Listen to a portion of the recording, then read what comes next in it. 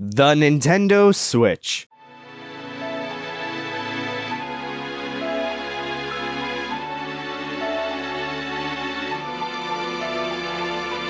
Bring console gaming on the go. A device that lets you connect better with both your friends sitting right next to each other in a pandemic and online at home.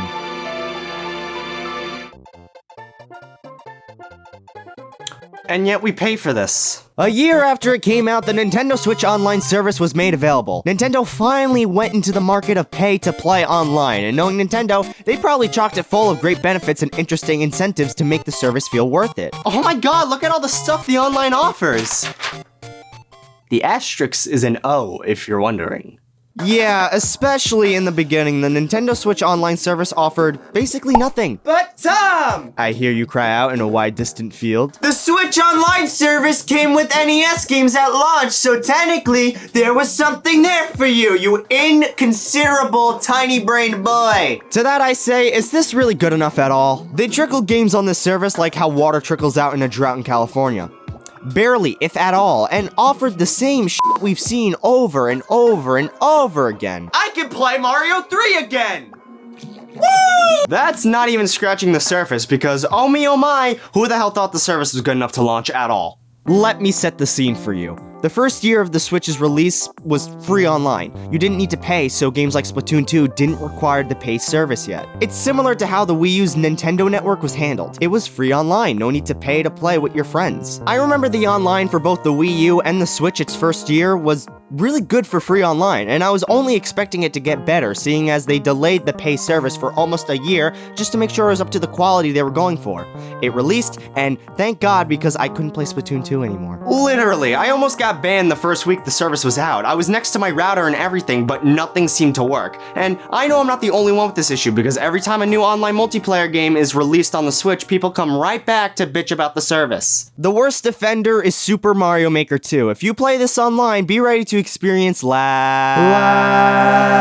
All it takes is just one person to have a bad connection for the whole thing to be ruined, and sometimes it doesn't even need that for games like Smash Brothers. Smash's online is something of a mystery to me, because it can be flawless at times, or it can never work at all, causing me lots of pain. Sometimes lag isn't even the worst part of it, because lag input exists, and that's just a beauty in it of itself. Here is my solution to the input lag. You take your controller, you carefully handle it for this next step. You don't want to break it.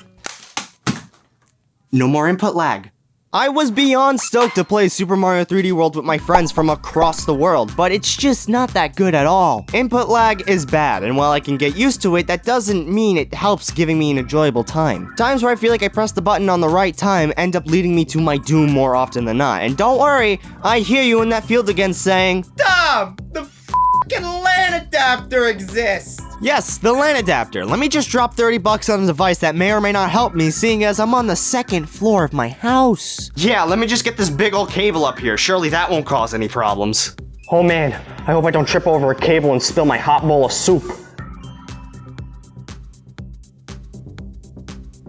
Hey, that wasn't so bad.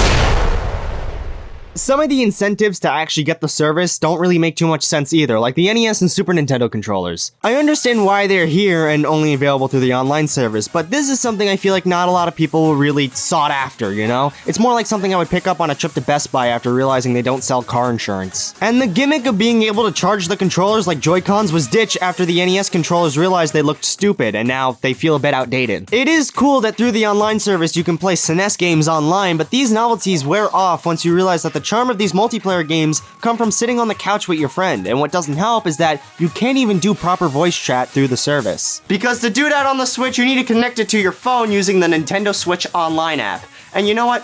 I told myself I'd rather drown than use this app, but it's actually not that bad. Okay, I don't know who that is or why they're in my pool, but it doesn't take away from the fact that this app sucks. This overcomplicates things. First off, 3 games have their own feeds, and I don't know whether to say that 3 games is too much for this or too little. I do like how each feed is personalized though, with Splatoon 2 showing your stats, but like, come on, why wasn't this made available for all games? Make it like a messaging board for players to interact with one another and share their thoughts.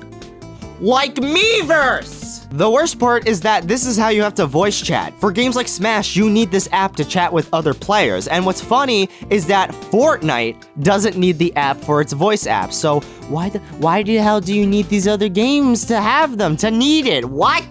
The game that literally just copied and pasted Among Us into their own game just got voice chat better than the company that makes the device that they're allowing voice chat on. How does that make any sense? This app is stupid. It also doesn't help that apps like Twitter and Discord exist, making this just kind of not appealing. The worst part is that the service had so much potential to be good. With their free online not being so bad, at least for me, the paid service shouldn't have been better and offered more stuff. I do not care about NES games, or Super Nintendo games, or even N64 games if they ever decide to do that at some point. Why not offer a service with as many consoles as the Wii U Virtual Console and add on to that? Adding an NES game once in a blue moon doesn't do it for anybody anymore. I mean, have you seen these things lately? They cost less than a nickel sometimes. Also, a social media like Miiverse would be more than welcomed. It connected everybody in the community from both the Wii U and the 3DS, and some of the posts were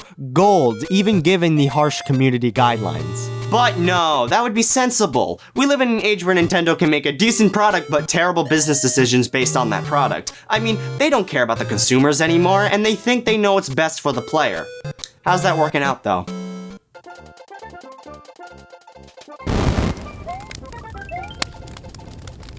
And yet I paid for that.